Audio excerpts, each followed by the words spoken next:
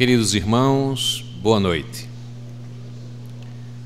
Ao trazermos a exame, na noite de hoje, o tema Convite ao Bem, buscamos entender a temática sob a angulação que nos é proposta, inicialmente, no livro Convites da Vida, de Joana de Ângeles.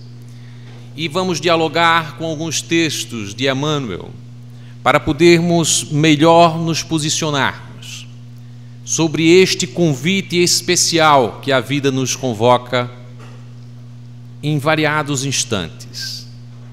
O de entender, o de viver, o de ser efetivamente bom. Esta perspectiva é a que irá conduzir a nossa palestra nesta noite de hoje. Falávamos inicialmente da necessidade de entendermos o que é o bem. Na prece inicial, o nosso amigo Nicolau falava sobre os instantes que vivenciamos neste nosso mundo de transição para um mundo de regeneração. Nós ainda acompanhamos as dores, as angústias que acompanham as patologias do mundo odierno, todas características deste processo mesmo, em que de uma crise nós iremos nos conduzir à construção do mundo novo. A construção do mundo novo que se efetua particularmente no coração de cada um de nós. Porque não haveremos de pensar que algo externo, que alguma força maior, que algo que venha dos céus, como um beneplácito das forças divinas, possam operar por si só as transformações reclamadas por nós mesmos, ao questionarmos ainda a nossa infantilidade espiritual,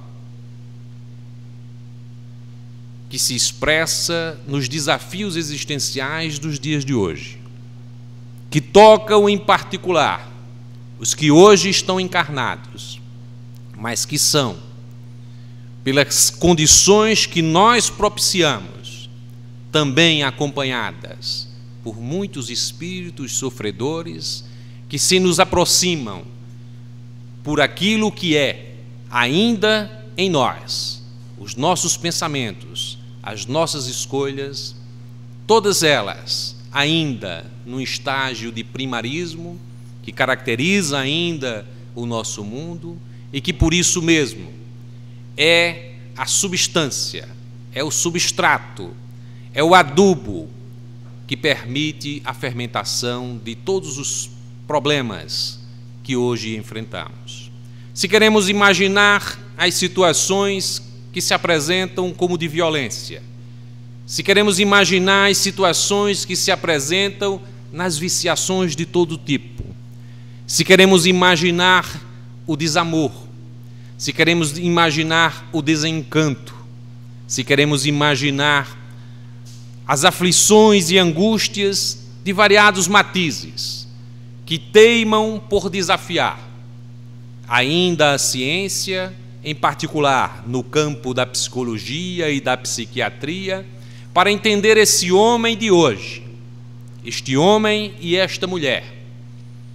E por que, apesar de tantos e tantos avanços experimentados no campo da ciência, que nos prometia ter, nos momentos atuais, a resolução dos nossos grandes desafios, no campo mesmo das conquistas na área da medicina, no sentido de termos já uma tecnologia que nos permite a produção de alimentos para que ninguém passe fome,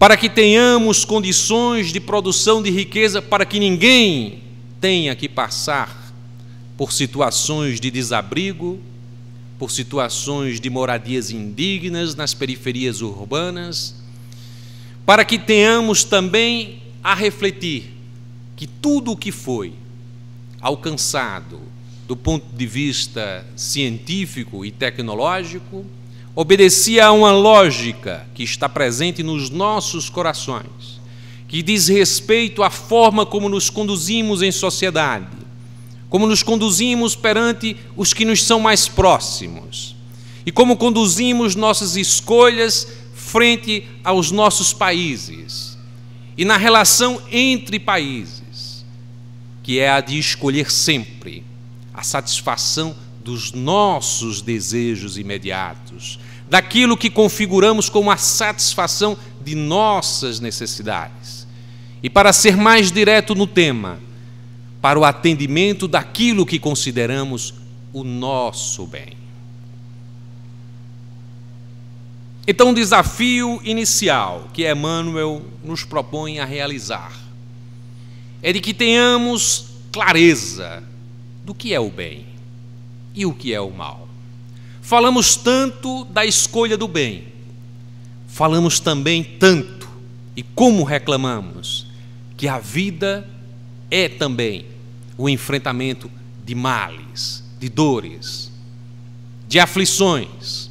E sempre que identificamos dores, aflições, estas quedas que acontecem em nossas vidas, as perdas, os desafios, muitas vezes com um filho, o desafio com algum parente próximo, com uma amizade, o desafio que se circunscreve na nossa comunidade, na nossa vizinhança, e chamamos, eu tenho que conviver com esses males.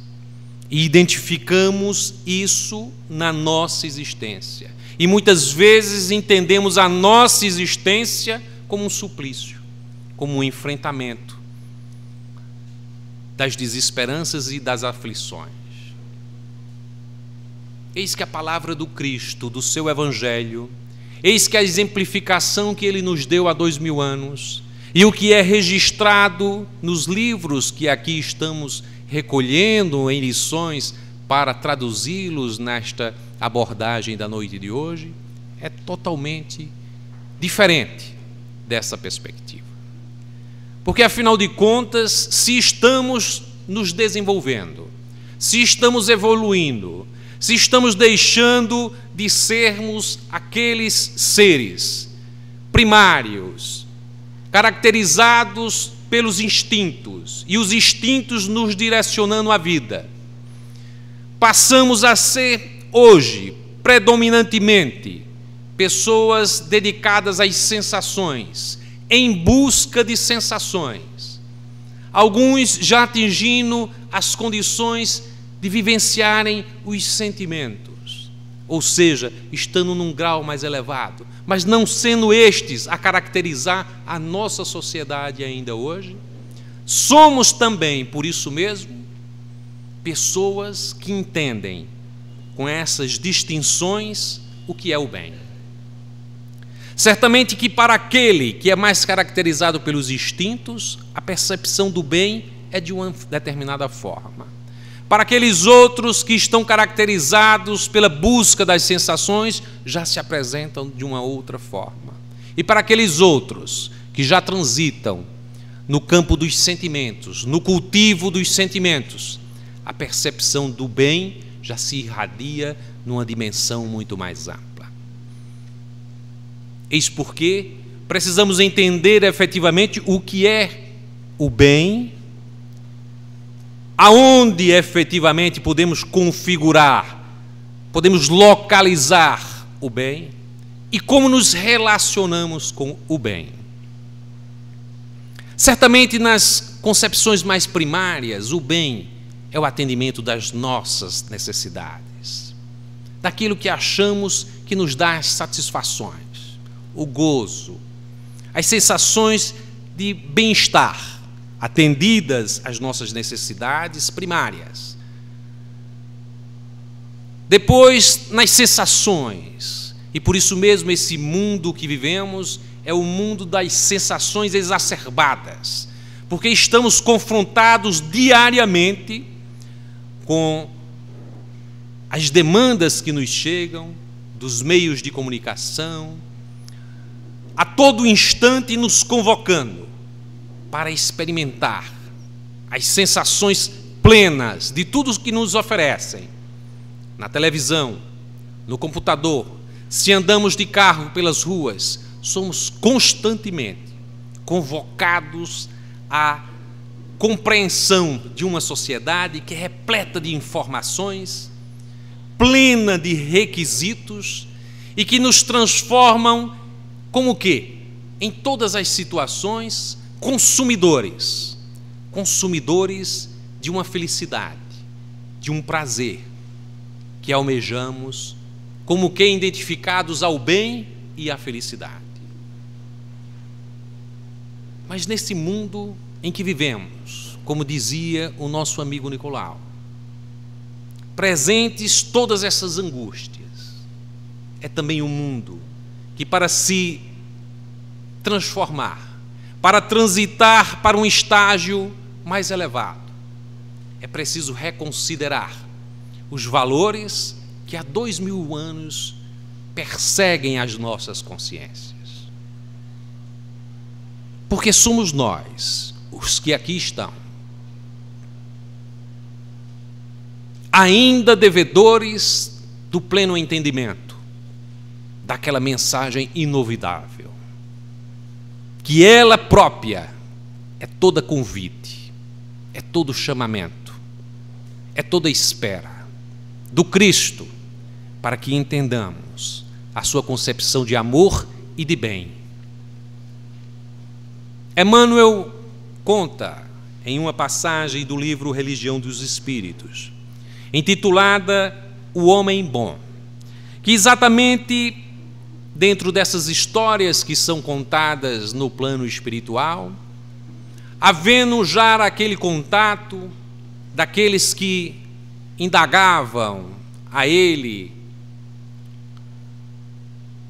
sobre como deveria se comportar verdadeiramente o homem que procura efetivamente experimentar a boa nova, em particular nas suas relações com o próximo, e que ele exemplificava através da parábola do bom samaritano. Emmanuel nos diz que na continuidade daquele diálogo, eis que alguém não se sentiu ainda compreender todas as lições do mestre e faz a seguinte pergunta: mas mestre, que farei para ser considerado o homem bom? E há aí toda uma narrativa que o mestre passa a estabelecer.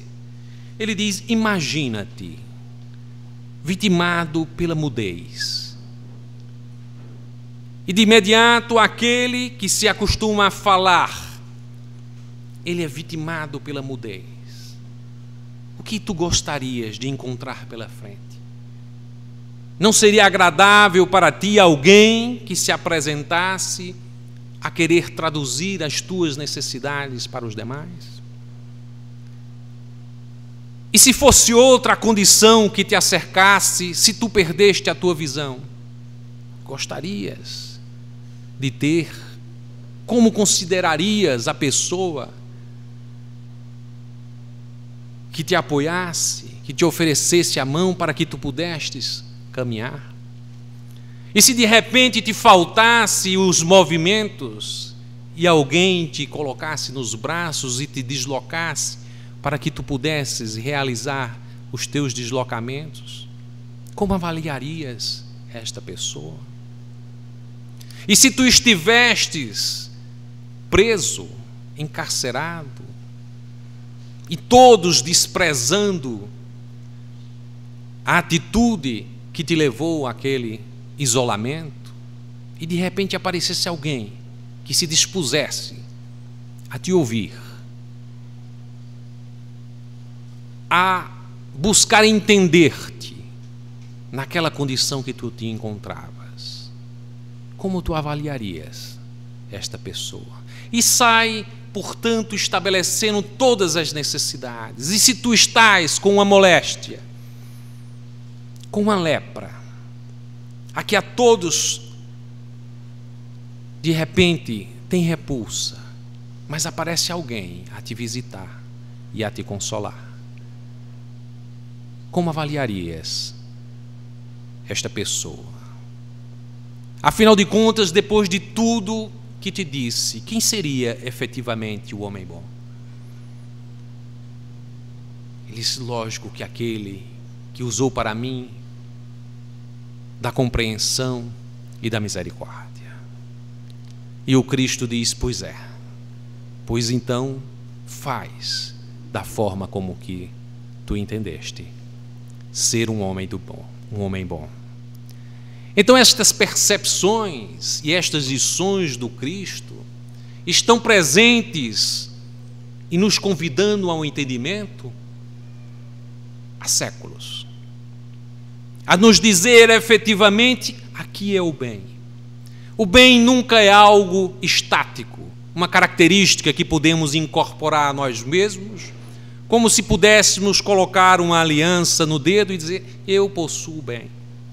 O bem é sempre uma característica que me convoca a me relacionar com o outro, e sobre condições bem precisas, como aquelas que o mestre Nazareno buscou trazer nesta conversa, estabelecida logo após as lições da parábola do bom samaritano.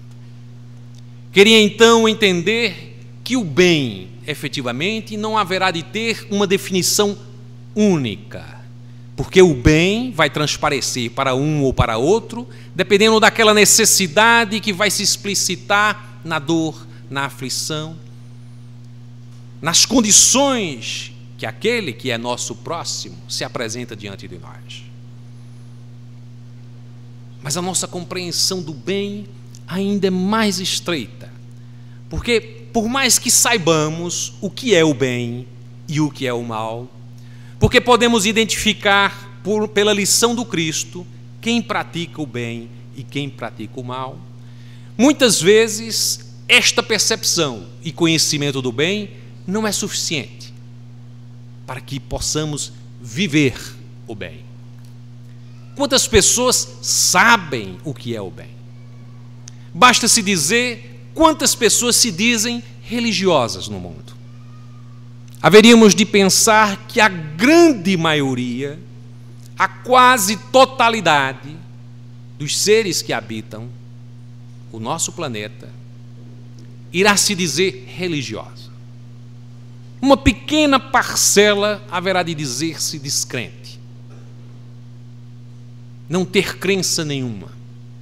Portanto, algo de errado está, porque todas as religiões, em última instância, com suas características e seus matizes próprios, proclamam a beleza do amor, proclamam a solidariedade e a fraternidade. Então, apenas saber o que é o bem, saber diferenciar o bem do mal, não configura ainda este homem bom, conforme era trazido na discussão a vida pelo mestre Nazareno naquelas lições inesquecíveis de há 2000 anos. É preciso então que saibamos viver o bem. Ora, mas para vivermos o bem, precisamos ter uma atuação toda direcionada ao nosso próximo. E quando direcionamos para o próximo, haveremos de ter uma compreensão muito mais ampla do que aquela do próximo que exercemos no dia a dia. Porque às vezes temos dificuldade até de ver o próximo nos que fazem parte da nossa própria família, dos que convivem conosco. Nós selecionamos, inclusive, dentro do nosso ambiente familiar, quem é mais próximo e quem é menos próximo. Temos preferências porque ainda no nosso primarismo buscamos no outro aquela identificação e aquela complementação das nossas falhas, das nossas imperfeições. Então dizemos: eu te quero bem. Muitas vezes esse te quero bem quer dizer: eu quero o bem que tu podes me proporcionar.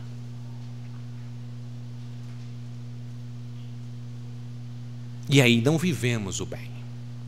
Emmanuel vai citar uma série de situações em que o homem, efetivamente,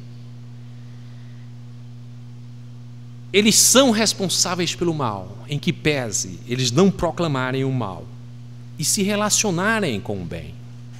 Vejam aquelas pessoas que se dedicam, estudiosas, no Evangelho, mas que guardam para si. Ao guardarem para si, deixam de levar a todos que o circundam todas as belezas do Evangelho. Então há alguém que está praticando o mal por não fazer o bem. Há aqueles ainda que apregoam o bem. Quantas pessoas fazem discursos belíssimos sobre o bem, mas não são capazes de vivenciá-las na sua vida íntima.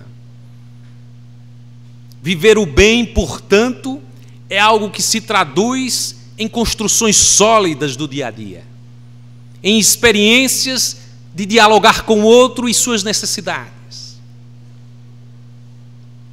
e na compreensão de que neste diálogo com o outro estamos nos construindo a nós mesmos, porque ainda estamos falando em viver o bem e não falamos ainda em ser bom.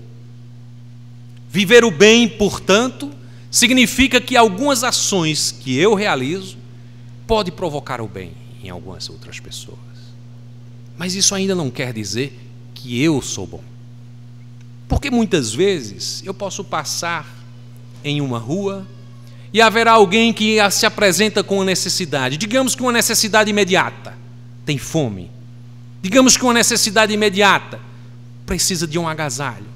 Eu posso dar um dinheiro, aquele dinheiro que não me faz falta nenhuma, e muitas vezes o dou para evitar de ouvir a cantilena, para evitar o incômodo daquela presença, muitas vezes mal cheirosa, muitas vezes desagradável aos olhos, e eu me livro, faço o bem, mas não sou bom.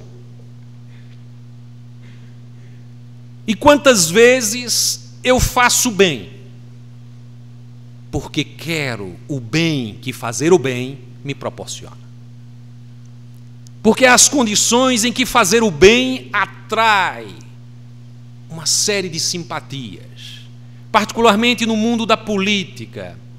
Há quem faça o bem. Há com certeza entre os piores políticos ações para o bem, porque se não fosse assim, não seriam nem eleitos. De alguma forma proporcionam o bem, mas não necessariamente são boas pessoas. Agem movidos pelo bem, mas pelos interesses egóicos, pelos interesses movidos pelo orgulho, pelos interesses que estão relacionados com a vaidade, e ainda não é a promoção do bem.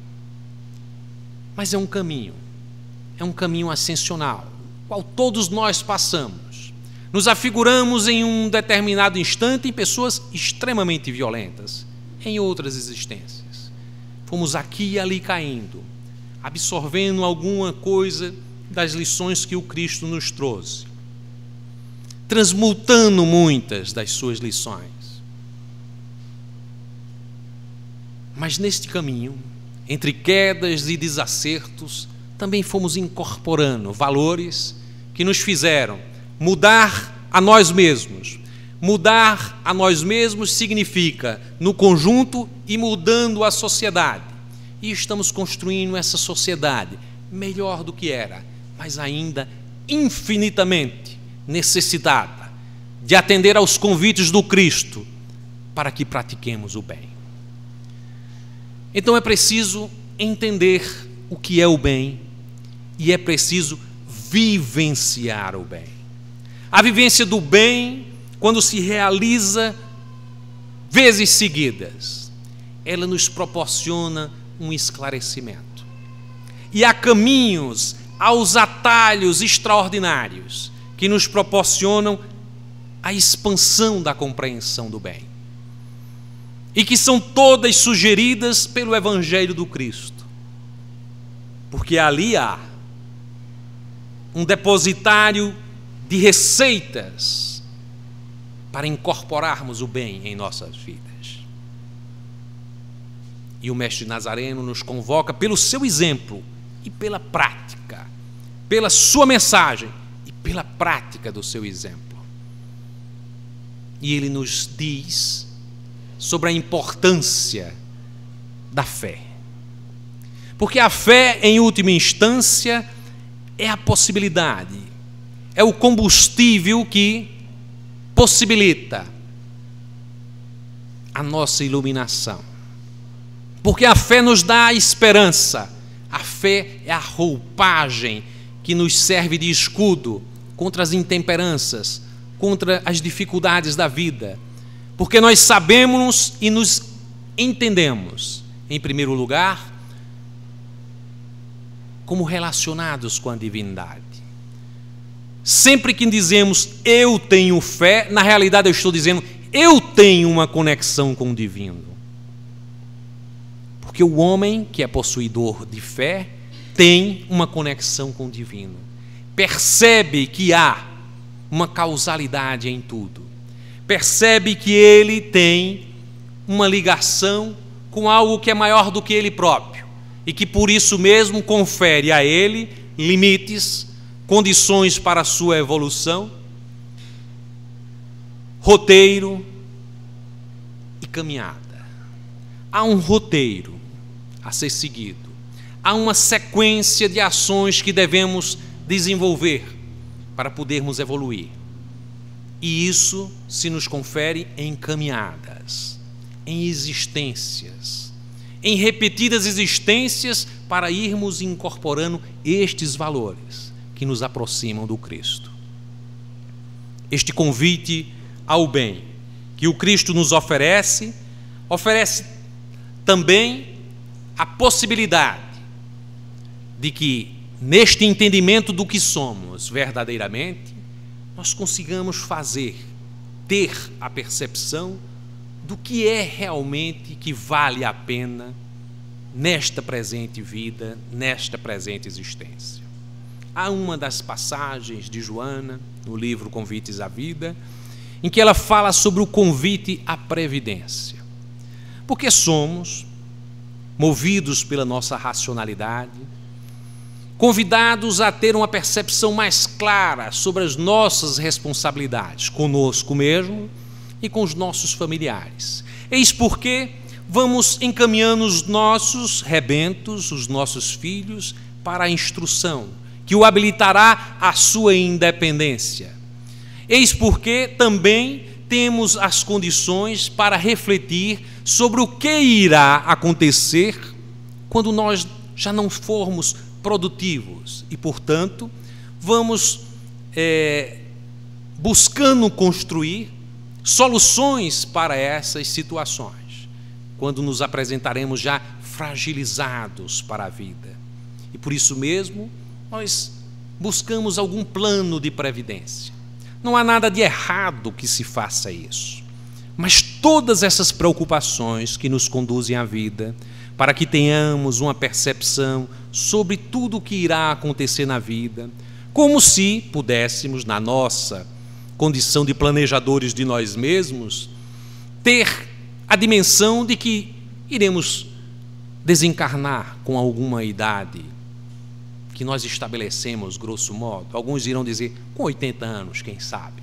Então nós começamos a organizar a nossa vida previdentemente, de modo a ter determinadas condições, quando aposentar, né? Condições para oferecer recursos a um filho de adentrar numa universidade ou de fazer um curso que o habilite melhor para o mercado de trabalho, em se dar, às vezes, em algumas condições, o apoio a um neto, a um parente mais necessitado. Tudo isso se chama ser previdente, ter as condições da sua vida material repousadas sobre bases racionais, que nos permitam entender a vida de forma previdente.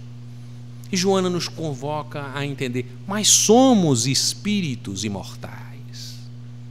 Temos uma trajetória longa para aquilo que somos.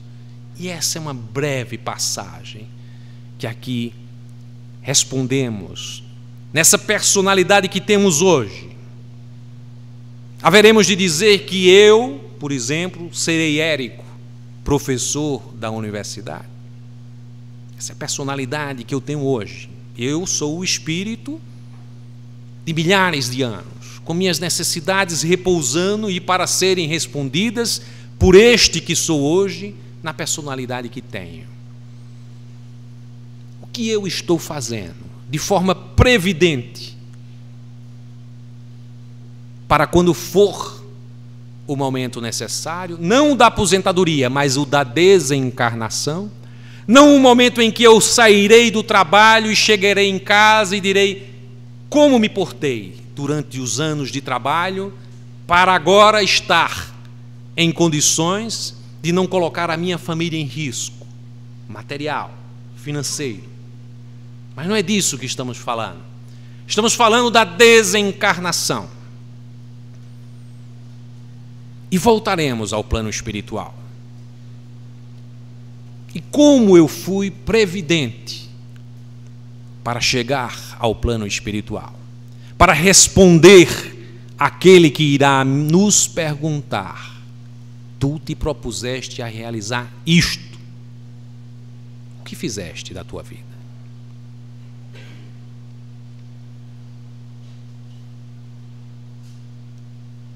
Certamente sabemos que se estamos querendo encontrar o nosso orientador espiritual em condições tais a dizer com júbilo de que nos esforçamos tremendamente como espíritas, como nos diz Allan Kardec, reconheceis o espírita, não por ser um santo homem, mas porque ele se mostra efetivamente dedicado a se melhorar, a ser melhor do que ontem.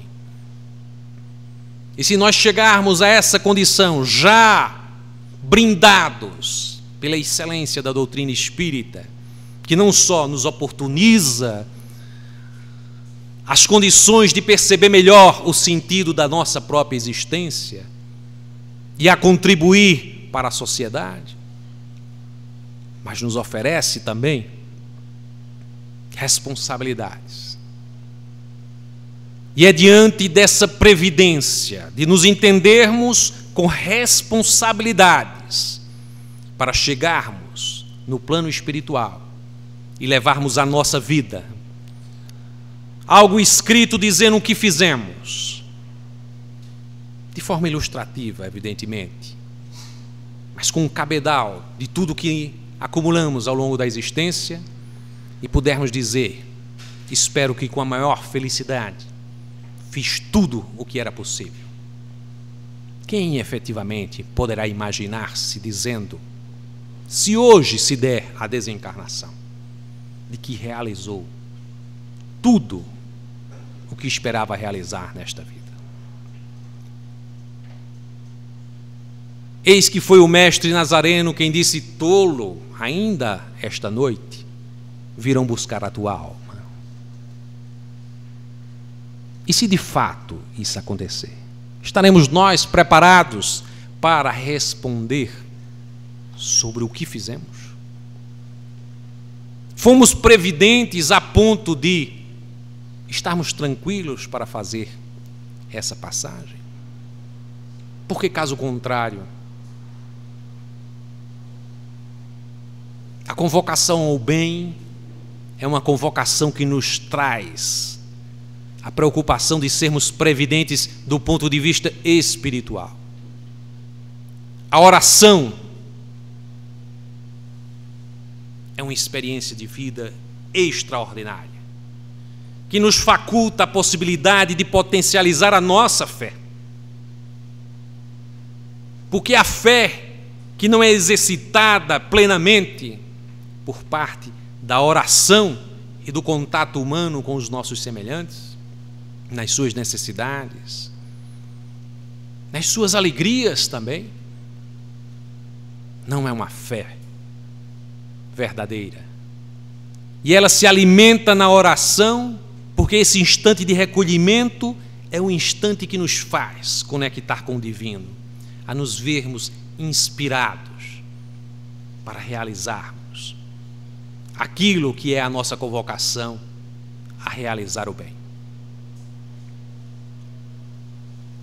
Numa ilustração de Humberto de Campos, ele fala sobre a situação de um determinado personagem, Jovelino Soares, em que ele era todo dedicado ao fantástico mundo que era possibilitado pela doutrina espírita.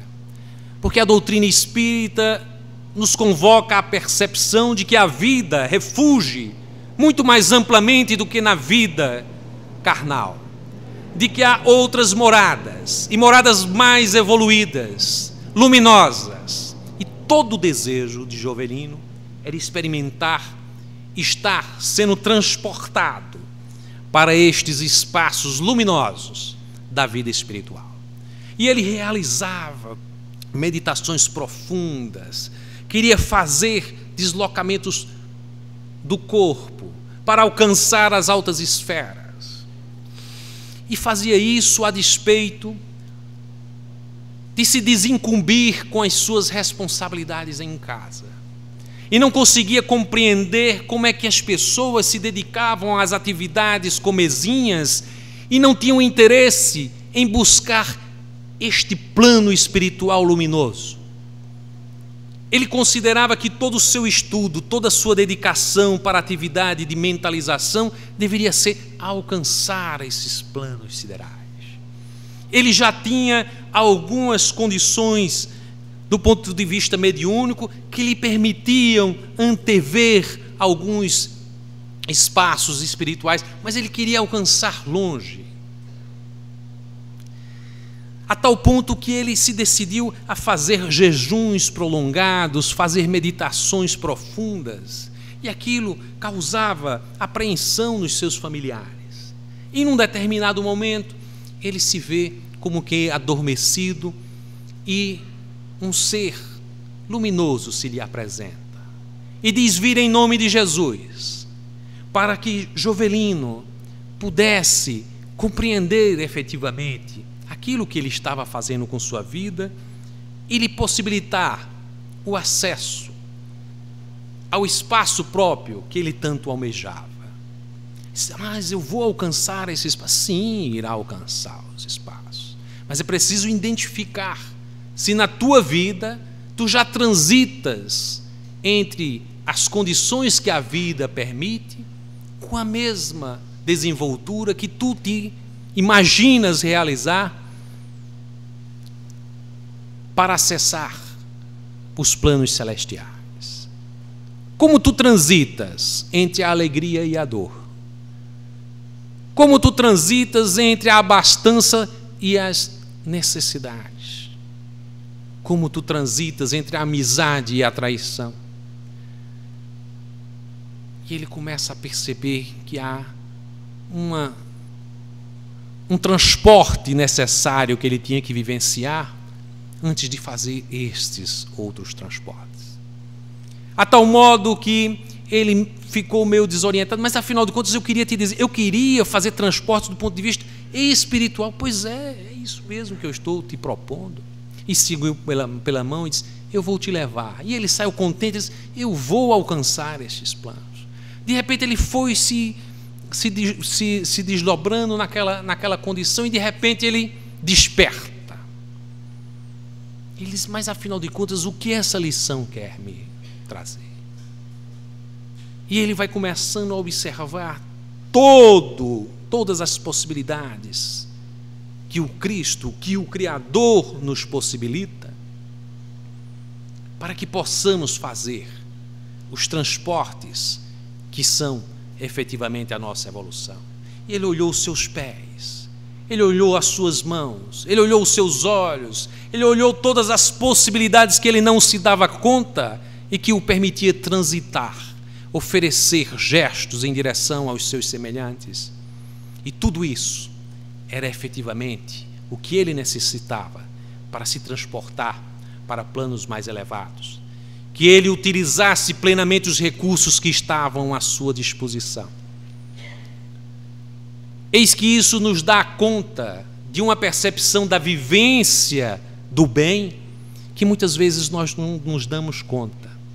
Porque, afinal de contas, no convite à caridade, particularmente no convite à fraternidade, que nos é trazido por Joana de Ângeles, ela nos diz, olha, de repente, uma coisa extraordinária a se fazer na vida para atender a estes convites do bem, é que tu te dediques, se ainda não tens condições de dedicar um dia por semana para visitar os sofredores, os doentes, os cancerosos, aqueles que enfrentam enfermidades, de toda sorte lhes colocam em posição de serem incapacitados para a vida produtiva, mas muitas vezes são também, além de tudo, abandonados pelos próprios familiares nos hospitais que se nos avizinham.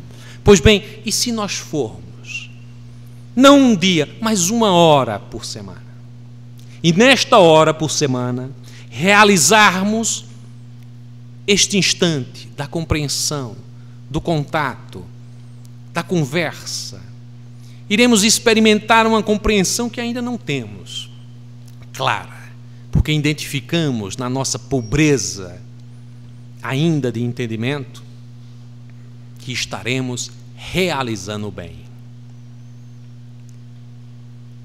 Porque fomos visitar os nossos irmãos, os nossos semelhantes que estão em condições de aflição, somos capazes até de imaginar que somos bons, porque praticamos o bem de ir levar a palavra amiga.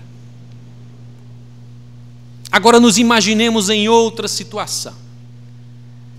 Gostaríamos nós, sabedores que somos, de que estamos em débito com Cristo. Acharíamos que alguém faria o bem muito grande a qualquer um de nós, se nessa hora nós nos sabemos em dívida com Cristo e alguém vem e diz, a sua dívida com Cristo é essa. Portanto, você pode se refazer diante do Cristo, porque a tua dívida é esta. Todos nós gostaríamos. Há quem diga, mas eu deveria receber uma carta do plano espiritual fazendo um roteiro, o que é que eu teria que fazer, porque aí eu saberia o que é que eu ia fazer, né? E dessa forma, é a mesma coisa que Joana nos relata nesse caso. Ela nos diz, vá ao hospital, porque é bem possível que voltando à sua casa, você perceba que tem saúde, que suas mãos estão perfeitas, que seus olhos estão perfeitos, que seus pés estão perfeitos, que sua inteligência é plena, e você se defronta com aquele irmão que ali está, com todas aquelas necessidades, e haverá de dizer, eu não posso me recusar a usar estas potencialidades que o Criador me proporciona, como um convite ao bem. Porque nós nunca percebemos que aquilo que temos, não aquelas riquezas materiais, porque sempre identificamos, se eu possuir uma determinada riqueza, eu posso realizar o bem. Mas se nós pensarmos mais profundamente e dissermos, eu tenho a possibilidade de, com um diálogo, consolar um irmão em aflição. Eu tenho a possibilidade de lançar um olhar àquele irmão em queda, que naquele instante não tem olhar